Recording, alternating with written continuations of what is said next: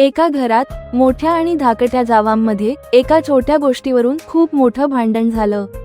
दोघी एकमेकींवर रागावून एकमेकांचा चेहरा पाहणार नाही असं म्हणून आपल्या आपल्या खोलीत निघून गेल्या।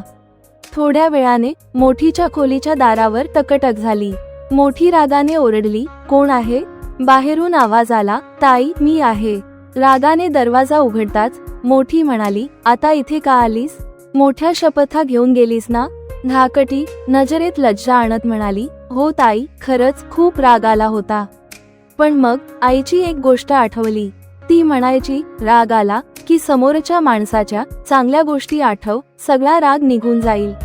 मग मी तुमचं दिलेलं सगळं प्रेम आणि आधार आठवला, म्हणून तुमच्यासाठी चहा घेऊन आले। हे ऐकून मोठीच्या डोळ्यात पाणी आलं। तिने धाकटीला मिठी मारली आणि म्हणाली, माझी पण चुकी होती। चल आपण दोघी मिळून चहा पिऊया। दोघी हसत हसत चहा पितात आणि त्यांच्या नात्यातलं प्रेम अधिकच घट्ट होतं।